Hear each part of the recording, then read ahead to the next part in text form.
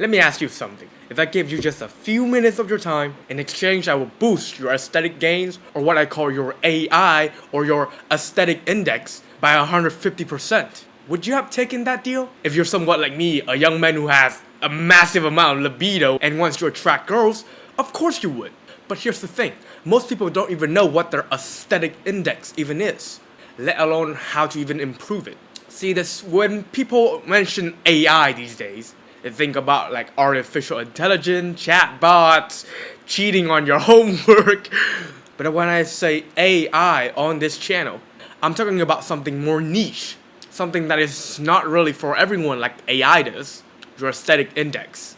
Basically, how good you look when you take off your shirt, not just how much weight you lift, not how much calories your smartwatch said that you burned, but how your physique actually shows up in real life. And here's the thing, it took me years, hundreds if not thousands of workouts just to realize that I'm chasing the wrong thing. But once I started to figure out my AI or aesthetic index, things changed, like how my mom's mood changed when he hold up a slipper and ready to throw it into my head.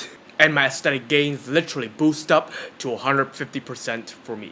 So in this video I will break down what exactly do I mean by an aesthetic index, why you're probably sabotaging it without even realizing, and the specific step I took that completely transformed the way I looked, without having to live in the gym 24/7. And if you just trust me and stick to me for just a few minutes, you understand the formula that took me 3 whole years to figure out in just a fraction of time. So let's start with the basic. I know, Jack, you might be wondering what the heck even is an aesthetic index? If your name is actually Jack, that would be funny. And why does this thing matters the most if your goal is to look your absolute best?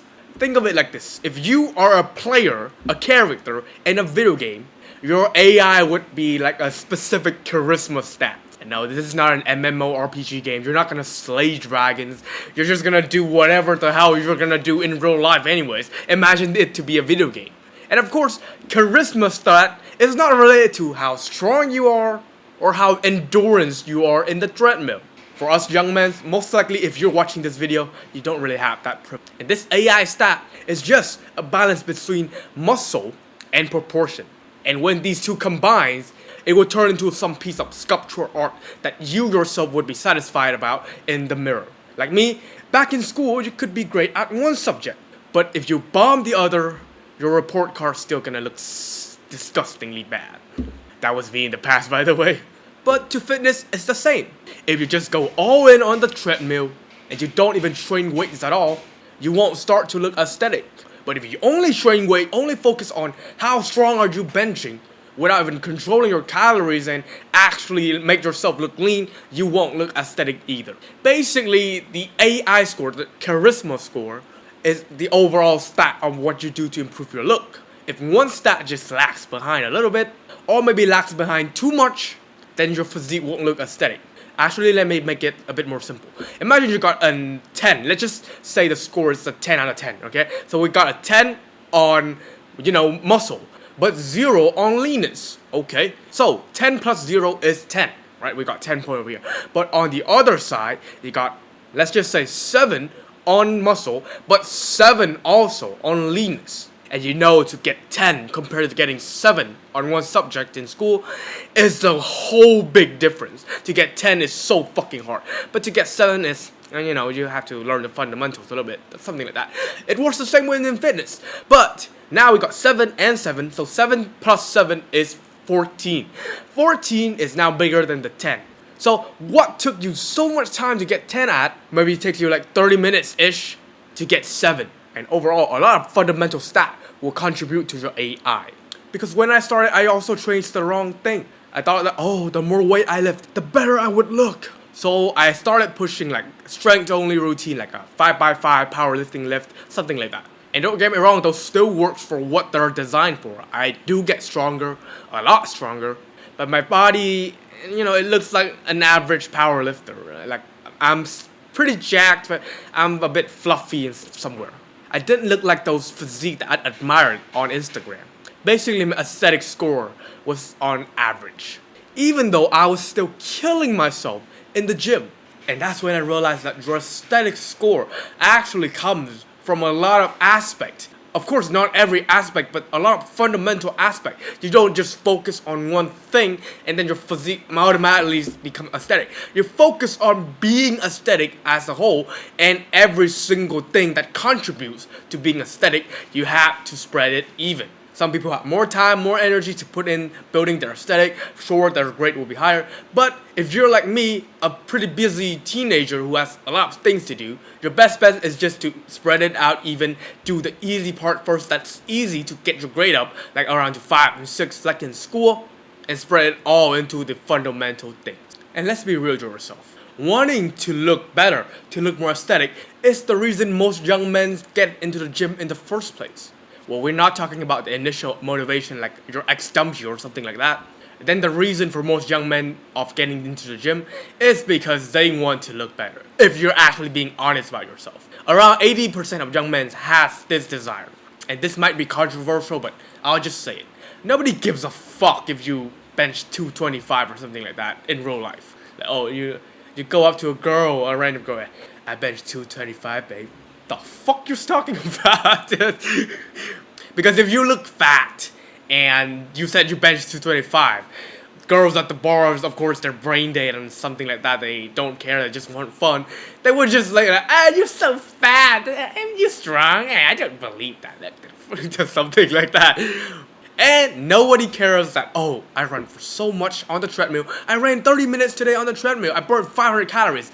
If you're just gonna junk down like Chick-fil-A or something like that and boom, you're not in a calorie deficit anymore.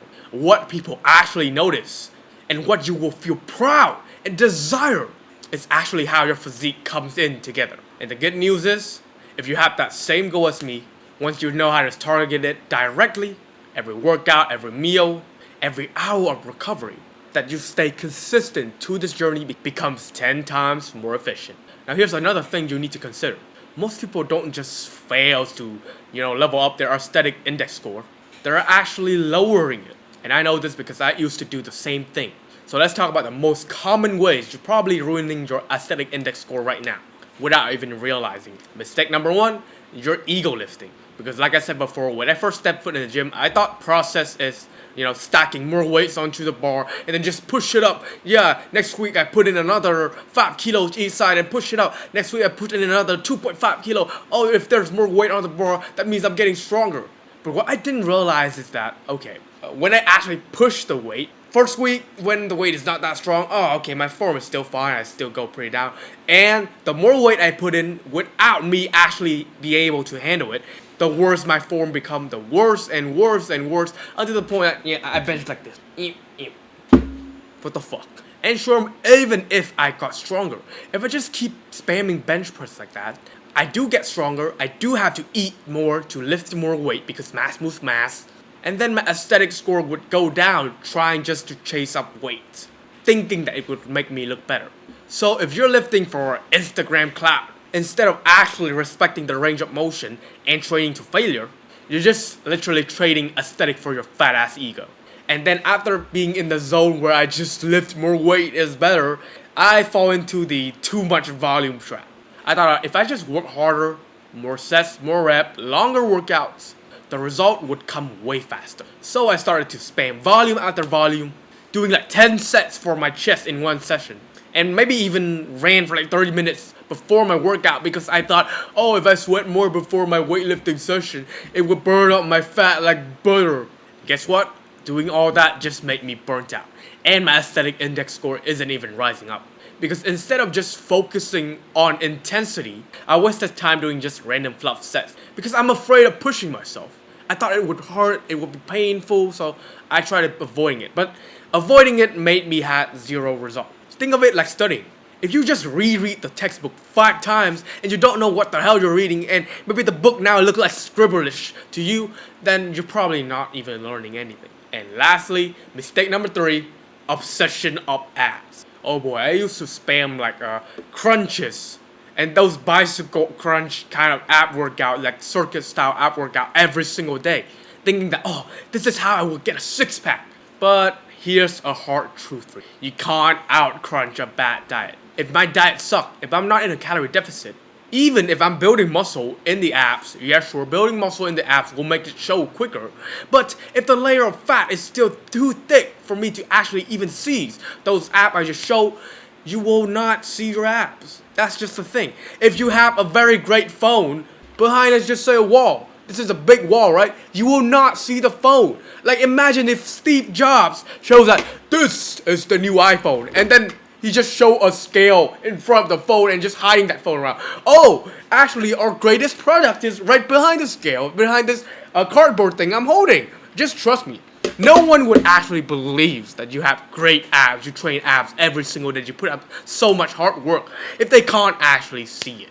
Of course, you yourself would know, but if you can't see the result that you actually work hard for, you will get slowly demotivated and more demotivated until you quit.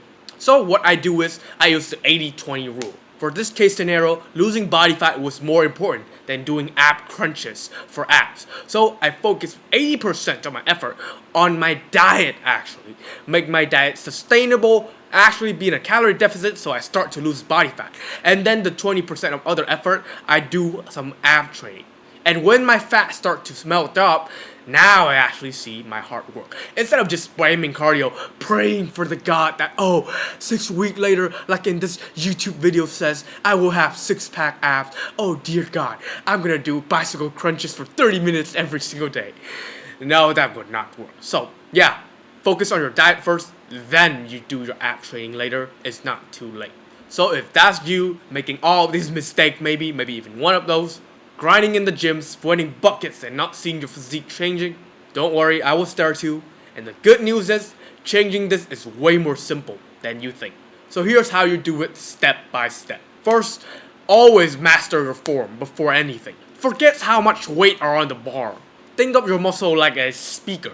If you plug in those 3.5 head meters, but if you don't plug it in all the way, you still kind of plug it in, no matter how much you put up the volume, it will sound like those squeaky bike freaking brakes or something like that. Same with training. If your connection between your muscle and your brain isn't really good, you don't have really good mind-muscle connection, if you know that you're actually training the muscle you want to train, the set would feel better, right? But if you do your bench press and all you feel is your front delt, and you do like 1 millimeter of pushing up, then you're not really making any progress. So if you had to take the weight off the bar, take the weight off the bar. Do more slow control reps and try to feel the muscle that you actually want to work in the exercise. Like chest on bench press, back on rows, stuff like that. And the crazy thing is, that is when my physique actually started to change. Not when I try to, take my ego up to the moon and then tell people, I bench 100 kilos. Secondly, stop doing volume for the sake of volume. Now, I'm not saying that you shouldn't train at all and you shouldn't add any volume to your workout, but you don't need like 20 sets per body part. What you actually need is intensity. Pick around 2 solid exercises per muscle group, max, maybe even 1 is fine. Train them with laser focus and push the muscle you want to train to actual failure. Failure just means that you can't do another rep with clean forms. Not just like, my muscle feels a little bit sore, let's stop the set there. But you can push more. Hit each muscle for around 5 sets of that per week and your aesthetic gains will skyrocket. That's what actually gonna trigger growth. Less junk work, more quality work, because it's also like studying. Man, I love the studying analogies, I guess. 1 hour of focused studying is better than 3 hours of watching this video in between. Go fucking study, man. Number 3, this one is probably gonna be new to you, but focus on the aesthetic 9. Don't just train randomly. Focus on the muscles that is actually gonna be the fundamental part on changing your physique to become more aesthetic, which is what I call the aesthetic 9. And those are the neck, upper traps, upper chest, lateral delts, lats, tricep, bicep, forearms, and abs. These are the muscles that creates the V-taper, the wide shoulder lines down to a slim waist. If you just train these consistently for twice a week, split the frequency, like I said, 5 sets to failure per muscle group before, just split those, like, Monday you do 3 sets of chest, Thursday you do another 2 sets, all of them to failure. And I promise you, you will start looking more like a superhero instead of just your generic NPCs. And finally, don't forget about recovery. This one still feels like a cheat code for me. It's like free steroid that no one is using, especially young men. Because a lot of us think that, oh, if I'm not working, if I'm not grinding, you have to listen to Instagram motivation every single time, then you're not improving. Wrong. Take a guess. When does muscle actually grow? Take a guess yourself. Have it? You probably says that when you're training, when you're lifting weight, when you have that pump, your muscle is starting to grow, right? Bro, get that out of here. Wrong. It's actually when you freaking sleep after a training session. Because it's like this. When you train, you're creating micro injuries in your muscle, which I call micro tears. And when you sleep, is when your body recovers, those micro tears are creating new cells in between those muscles, and then you repeat this process, repeat, until the muscle strand becomes bigger, thicker, longer, which creates a bigger bicep than the bicep last week. So aim for at least 8 hours of sleep in bed. Another generic advice. Here's something you don't know again, probably. Let's just say this. If you sleep at 10 and you wake up at 6, did you get 10 hours of sleep? Oh, 10, no, okay. 10, 11, 12, 1, 2, 3, 4, 5, 6. Oh, 8 hours of sleep. Get that out of here.